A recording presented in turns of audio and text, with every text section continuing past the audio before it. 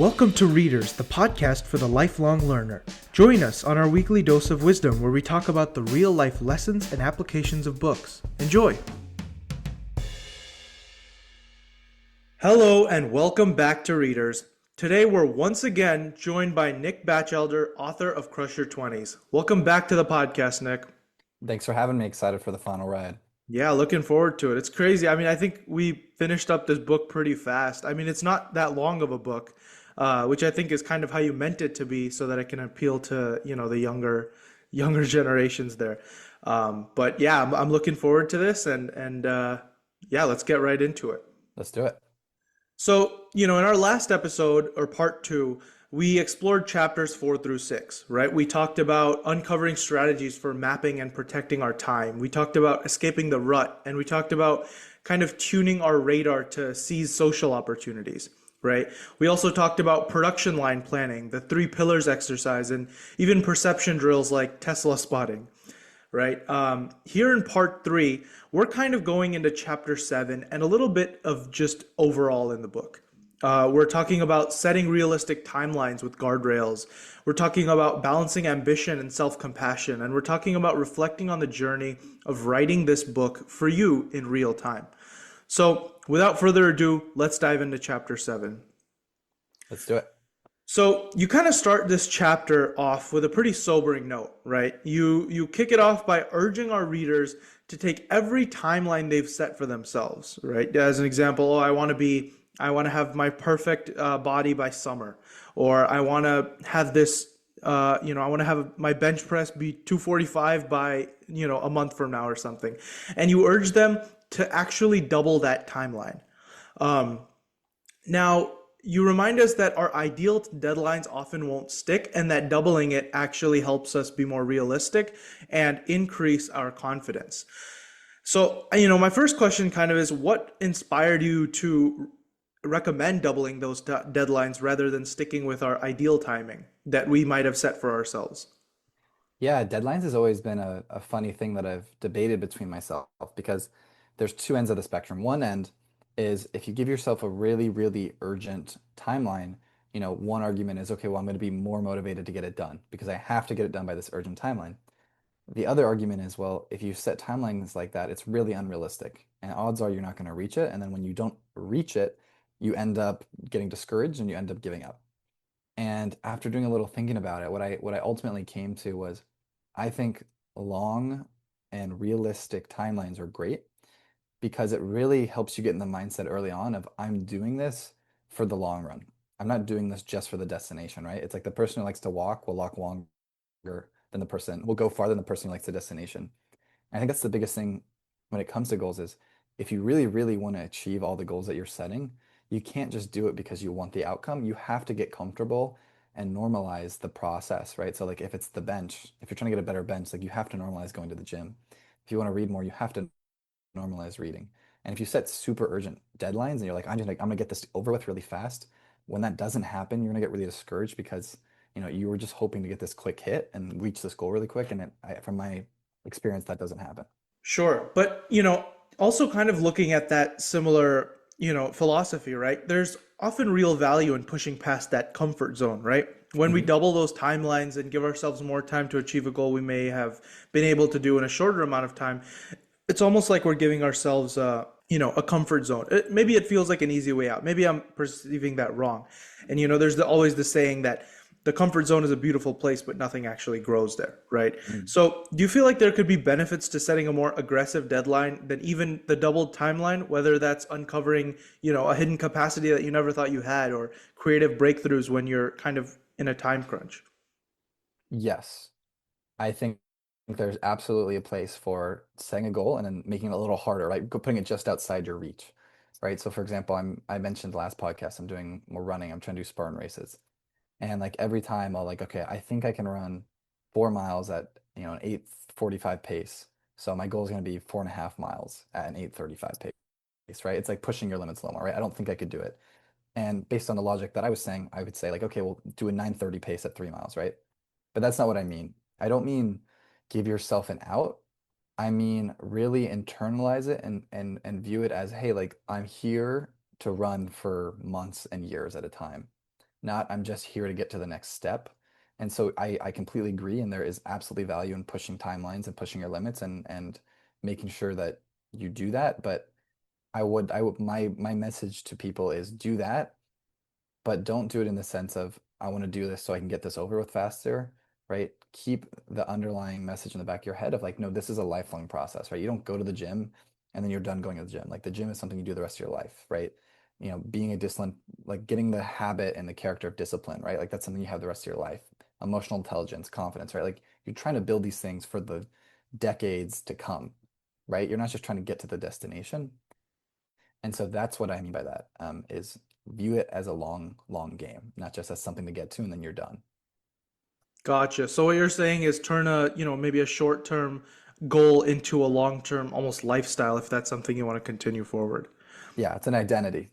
Now, you also talk about, obviously, you talk about being able to turn a habit or a goal into a lifestyle, but you also talk about confidence here, right? Like you say, the fact that missing certain deadlines that we may have set for ourselves or not being able to accomplish something in the time we originally thought we would be able to can erode our confidence, right? And you say that in response to that, to fix that, we should give ourselves a little bit more time, even if that means we, take a little bit more time to do it, but it means we turn that goal A into a lifestyle and B into, a confidence booster.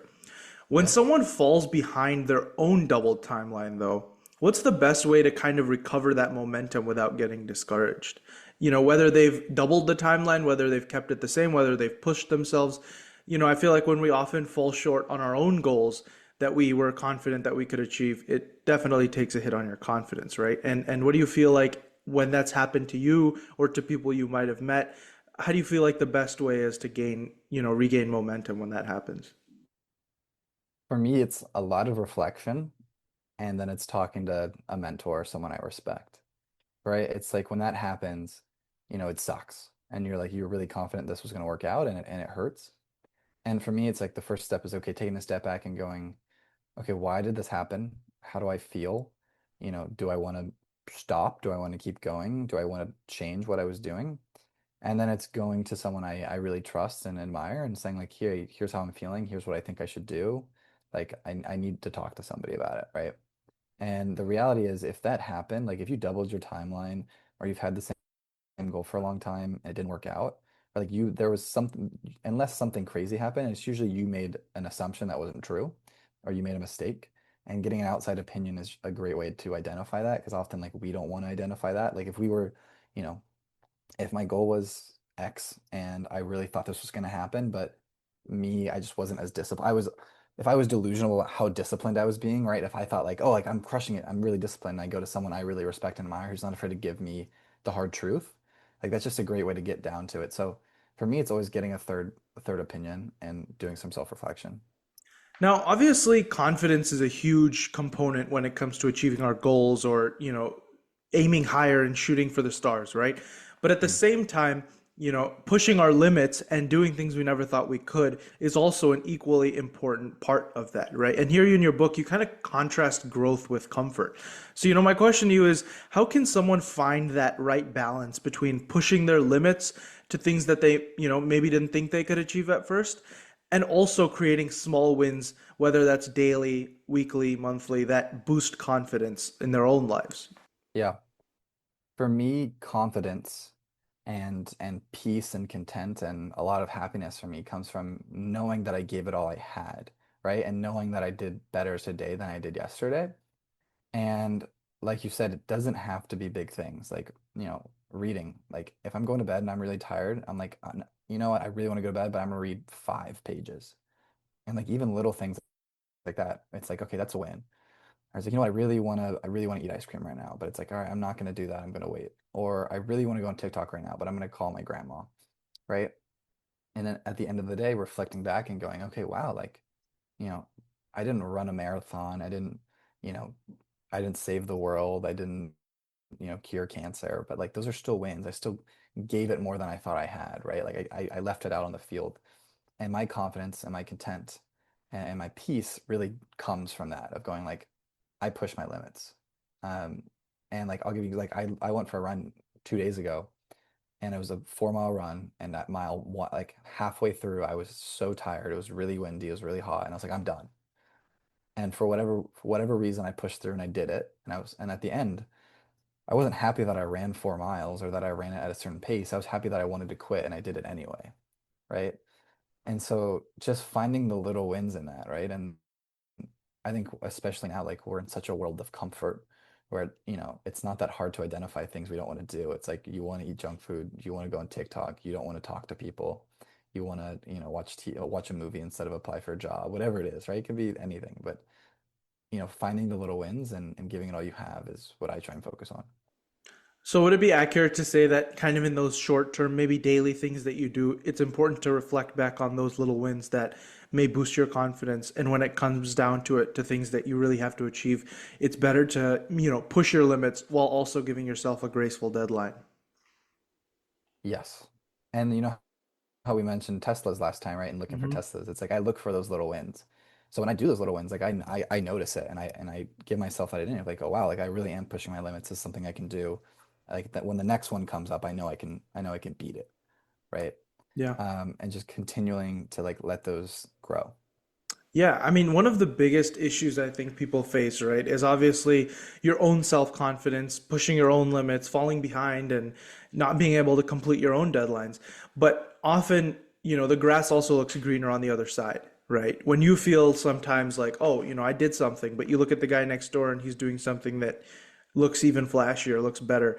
I feel like often people's confidence gets eroded because of that, right? And I think, maybe I'm speaking from a little bit of personal experience here, right? Being a freshman in college, right? Going from, arguably a pretty small high school that I went to and to a school that's, 50,000 people. And every day you'll hear about someone doing some amazing thing, getting an amazing internship, getting a great return offer, whatever that is, right? And I think when I look at that side, then my own accomplishments may not look as great to myself, right? What strategies do you recommend for people who struggle with staying focused on their own progress and maybe don't struggle as much with meeting their deadlines or having that confidence for themselves, but lose confidence because of, the fact that they feel that the grass is always greener on the other side? Yeah, self-comparison. I don't know if you've ever read The Four Agreements. Have you heard of that or read that book? The four agreement, I don't believe so. The idea is if you make these four agreements with yourself, like you'll be happy. And one of the agreements, which is perfect for this, is don't take anything personal. Now, it's a little extreme, but the idea is don't take anything personal. So don't take Uber compliments personal. Don't take feedback that's negative personal. Don't worry about it. Like, don't listen to anybody else. It's not personal. Everything that they say is about them. Like, focus on you and what you have to say about yourself. It doesn't matter. And I think that's a really interesting angle that I like to take into account of like, you know, I of course enjoy compliments and I enjoy people saying nice things about me. And I always take note of legit criticism, like constructive criticism. But generally speaking, the weight that that holds is very low for me. So something that I found is like and I'm still playing around with this concept. I want to state it with that, but of like don't take anything from anyone too seriously. And when I don't take the positive stuff, and let that go to my ego, it also helps me because I don't end up taking the negative stuff and putting that in my ego, right? When I take everything and then it's just like a lot and it can be problematic. So I have a very big filter of like whatever it is, positive or negative, like I'm very selective about it. Sure. Kind of going back to that conversation we had a little bit earlier about deadlines and making sure that we give ourselves enough grace to accomplish our goals with enough time, right? I think maybe this is just a me problem, but I think sometimes giving myself more time to do something actually makes me procrastinate a little bit more, right? Like if I give myself twice the amount of time to finish a school project or a homework assignment or something than I originally thought it was, often I'll push that off until, my deadline isn't as long as I thought it was anymore, and here you kind of introduce, and this is actually how you close the chapter, but you talk about guardrails, right? Checks and balances that we can put in place so that these certain missed deadlines don't end up derailing your entire project or your entire momentum for everything you do. Sometimes I feel like I struggle with this myself where, oh, I've just come home from school and it's summer vacation, and the first week or two I didn't work out, right? Because I didn't have a gym membership at home. So that'll just completely derail my momentum, mess up the rest of the day for me, and I don't get that much done, right? Can you share an example of a guardrail you might have used personally and how it can save you from complete derailment in, other aspects of your life? Yes. And really quickly before I answer that, I don't want to get off track, but addressing your point about, because I think I see where the miscommunication is. Like you're saying, like I get the deadline thing, right? Like if you have a quick deadline, it helps you get it done. I Hmm. think what I'm trying to convey is the little things. I get it. The school assignment, the going to the gym 3 times this week, like whatever it is, right? The little things, quick deadlines, I get it. Hmm. What I'm really talking about is like the huge personal goals, right? Getting a great job, getting in perfect shape, finding a girlfriend, learning whatever characteristics you want, right? I think oftentimes with those ones, right, or building a great podcast, right? Your podcast, you could set the deadline of my podcast is going to be the best podcast in the world in five, Hmm. 6 months or one year. But realistically, like it might take a decade, right, to really Yeah. get it where you want to go. And so what I mean by that is with those big goals that are really important to you, um, don't let time and short deadlines discourage you because it really does take time. And oftentimes with some of those, it's factors you can't control, right? Like you can't always control everything about the podcast and how it's received. Sometimes it's just waiting to see if it hits. And you can't always control everything about, the gym that you're going to because sometimes you go home and you have 2 weeks and you don't have a gym membership, right? Yeah. But it's having like the bigger perspective of like, no, like this is gonna happen, and if I have patience, like I'll get to where I want to go. That's what I mean by that. Um, Gotcha. and then to give you a guard a guardrail, I think I think the best and most helpful guardrails for me are the people that I'm around. Like genuinely, if I'm around, if my like when I go home, I'm about to have the same thing. I go home this weekend, and my brother is a gym maniac. Like he is going to the Mhm. gym every single day, twice a week, I mean twice a day because he's like a total Oh football my player. God. That's crazy. And yeah, but it's like when I'm around him, if I'm not going, like he gives me a hard time for it. Yeah. And I also see him go all the time and it gets on me. And then when I'm home, I see my dad working really hard and doing a lot of networking. I'm like, all right, I forgot I got to do that. And so for me, it's just like seeing reminders in my daily life through the people that I'm with, is the best motivator for me Gotcha. and best guardrail. So honestly, it's not even self-imposed checks and balances, but rather it's the people around you that, the five people you spend the most time around, kind of make up your own personality. Yeah, and obviously it's a less selective when you're home with your family. That's beneficial to have Mhm. a nice family, but when I'm at college and I'm, out working and who I spend time with outside of my family, that's more of a selective thing, right? Gotcha. I don't know if my transition here is the best, but Hit if me. I'm being honest, right, this is the end of the book, right? You kind of Okay. close off with this concept of guardrails, of checks and balances, and of making sure that the people you surround yourself with are, the people that will push you to be your best self. Now, obviously, we can kind of end the part here, but I have actually a couple questions that I wanted to ask you about your own journey through writing this book and how you feel like it's impacted your life, your siblings' lives, and the people who you wrote it for, Yeah. right? Now, I think in regards to my terrible transition there, right? I think that actually speaks to the book itself. And I think that's one of the most special parts about this book, right? I think one thing you talked about when we were first meeting was that this is not a book that has to necessarily be read in order, right? Most people our age don't want to go through every single book in chronological order and read every single page. You can almost flip this open to any page or chapter and learn a new lesson almost completely from scratch, right? So to our listeners out there, who may not be the biggest readers in the world, if someone was to ask you where they should start with their own self-growth journey, what's the best starting point from your book or otherwise that you would suggest they start with? I know you said in your journey, books was your starting point. So I want to ask you what you feel like you would recommend. Um, can you say that again? So like what kind of content you mean or like where they should start Yeah, where focusing should their they own? start? I mean, obviously, your book would probably be the best for you to speak about because, Yeah, well, right. you wrote it.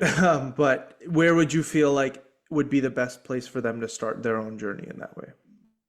You know, it's You know what's funny is for me, one of the ways it initially started was my Instagram Reels and TikTok feed. It Okay. was just all super motivational and all educational. Hmm. And I genuinely, although I think that is definitely not the best platform for learning a bunch of things, if you get on the right feed, I actually think it's a really nice transition because people are going to be on TikTok anyway. Like people are on TikTok, they don't want to read.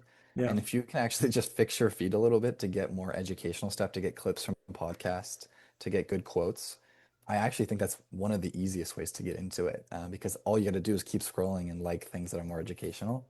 Gotcha. Um, Now that is obviously is not a long-term plan. Yeah. So I would say this. I would say if you're really in the weeds about it and you're like, man, I don't want to read a book. Like that's not happening. Hmm. I would genuinely say, I would say, okay, we'll start with your reels, like start with your short form content and make it a little more educational. Then go to podcasts because podcasts are still entertaining. Hmm. And you can, listen to authors speak and listen to like their summaries of what they've learned best without having to read the whole book. And then as you're listening to podcasts, when you find guests that you really enjoy, be like, okay, I'm going to check their book out and then start with that. And then I kind of find that little process helps me get into it. And I would say, you can start with reels and then eventually it'll lead to a book faster than you think if you stick with Sure. it. And when they're at that stage where they're reading books and maybe your book is the first one they pick up, right? Yeah. If maybe this is a hard question to answer, right? But if you had to just take away all the other parts of the book and just keep a chapter or one lesson that you could pass on to whoever it is that you love that's going through this phase and this age right now, what would that part be? What would that lesson be if you had to take away all the other stuff? It would be the test the chapter. It would be what Okay. you think about is what you become, what you focus on is what you see. And that goes for so many things. If you see yourself as a reader, you're going to read. If you see yourself as a nerd, you're going to get better grades. If you see Hmm. yourself as a gym rat, you're going to go to the gym more often. Hmm. And being so strict about how you speak about yourself, because so often we make jokes about like, well, oh, like, yeah, I'm done. Oh, yeah, this is a bad outfit. Oh, I'm ugly. Like we make those little like jokes all the time, but it's like that really means a lot. Like Hmm. and when you say it over and over again, when it's a habit, your subconscious really develops it and it impacts our confidence when it's on the line, right? Like it's easy to be confident in your room playing video games. It's not easy to be confident on a first date with someone you just met. It's not easy to be confident approaching someone you've never seen before. It's not easy to be confident in a job interview. It's not easy to be confident when you walk into the gym for the first time. And how you identify and speak about yourself every day at all times impacts that. And if I could give one lesson in one chapter, it'd be that chapter and that sentiment. Gotcha. I guess even looking at your face when you were thinking of the answer to that question, I kind of see like, in your eyes, like the whole reliving that whole journey of writing the book, your past experiences that led you to write that, your research and your, time reading a lot of other books that may have inspired you to write this. I think one of the most incredible things about even reliving your own journey or writing something or, having a podcast where you share experiences, I think there's always something that tends to surprise you, that you already knew about yourself or that you've already lived through, but even thinking back about it, it kind of surprises you like, huh, I didn't know I looked at this like that, or I didn't know that this Yeah. was a habit that was so beneficial until, I actually sat down and put pen to paper. What was one lesson that maybe had that effect of, surprising you most during that process of writing the book that you didn't even know that you had or worked on, but it's something that made a big difference for you? Yeah, I remember reading the book, but I mean, I read the book back, probably like I remember reading, I read it like probably 3 or 4 times. I Hmm. remember every time I read it back, I'm like, whoa, I wrote that, right? Like, 'cause it doesn't really seem like you sometimes. And a memory that comes to mind is honestly, like the first like 10 pages of like when I get into the introduction and then I kind of begin the emotional intelligence part of it. And it's so well written and I'm so sincere about who I was in terms of like being really shy and not confident and not being, not getting into good colleges and not being where I want to be. And like just reading that and just reflecting on that, it's not necessarily a lesson per se, but reflecting on where I um, was my favorite thing, and it's the thing that catches me the most off guard. Because when you kind of take on a new identity and you're in a new place in your life, like you just forget, right? And like that's a lot of, part of my message is like, hey, I wasn't always like this. I wasn't always how I feel today. And it's really interesting and really cool to reconnect to that. And it always catches me off guard. Yeah, I think one of the most unique parts about your book that you kind of hinted at there, right, is that you almost wrote it as you were living it, right? Yeah, totally. I think a lot of people will almost complete their careers or get to that huge milestone that they've always wanted to get to, and then they reflect on that journey and write a big book about it, right? Yeah. Um, but you're almost writing as you go along, Yeah. In the right? heat of Like it's battle. yeah, exactly. And obviously that probably comes with its own challenges and its own benefits. Can you share a little bit about what those challenges and benefits might have been of writing this book as you were, almost living those experiences yourself, going through that?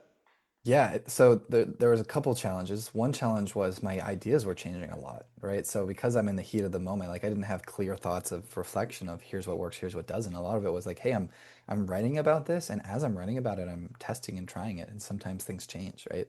It's like I had to go back and like change a lot because it's like, oh, I actually changed my mind. Yeah. And one of the other things that was kind of tough and brilliant was like I'm it's called Crush Your 20s, but I published it when I was 20, Yeah. right? And that was always the first thing I got was how old are you? And like I'm 20 years old. And they're like, well, how would you know the answers? How would you know how to crush your 20s if you haven't done it yet? Right? But it was like that was the whole point was I have not crushed my 20s yet, but I'm Yeah. in a very good place for a 20-year-old and I'm teed up to crush my 20s and here's a new perspective of what it's like to be in the heat of battle. And I really liked that idea because I just think it's more relatable, right? I think if I were to rewrite that book right now, it would not be as relatable because I would just you lose perspective, right? Of like what those true emotions really are and what you're really feeling. And I can't relate to people who are maybe dealing with some of the same things as I could when I wrote it. And it was hard because I'm changing ideas all the time and people are kind of looking down on it, but it was well worth it. Yeah. I don't want to, put you on the spot here. Last, very final question before we wrap up this part three and the book. Any last final words for our listeners who, have gone through this process with us, who might be curious about where to find the book, and what it's all about, and, just overall, so a couple takeaways. My whole life philosophy right now is do as much as possible. Like experience as much awesome and poor, like bad, terrible things as you can, right? As funny as that sounds, it's like I just like to do and leave it all on the table. And I've found that that has led me to much more happiness than thinking about things has, or waiting for the right moments, or only doing things that I think are gonna or do well. And even when you're thinking about things like a book, right? You're like, maybe this book, you're like, Crush Your 20s, I don't know, maybe I'll like it. Like, just do it. You're gonna enjoy life more if you're doing things than if you're sitting on the sidelines. And that is a big takeaway. And for anybody listening, you can find Crush Your 20s on Amazon. Just look up Crush Your 20s. You can also just look up my name on the internet and you'll go to my website and I'll have everything. I have a podcast, Building the Blueprint, which is very similar to this, but more of a free flowing, a little businessy. Mhm. And you can follow me on social media at the Nick Batchelder on any of the platforms. Fantastic. Yeah. As we wrap up part three of our deep dive into Crush Your 20s, I think we've learned a lot, right? Not just through this part, but through all the episodes. We've talked about setting realistic timelines, right, with the doubling strategy. We've talked about building guardrails that keep us on track, surrounding ourselves with people who keep us on track, and striking the right balance between ambition and self-compassion. Remember, everyone who's listening, to celebrate the small wins, to avoid the comparison trap, and lean on those guardrails, whether that's weekly check ins, accountability buddies, or just simple reminders, right? And thank you so much, Nick, for sharing your insights and experiences. Thank you for having me. This has been really fun. Absolutely. And lastly, to our listeners, I just want to encourage all of you to, pick one action this week, right? Maybe that would be doubling a deadline, setting a simple guardrail, or, revisiting any chapter of this book that speaks to you. If you haven't, like Nick said, please grab your copy of Crush Your 20s to explore even more tools for growth and transformation, because we definitely haven't covered them all. And yeah, thank you everyone for listening. Until next time, keep on learning, keep on changing, and keep on growing. We'll see you next time.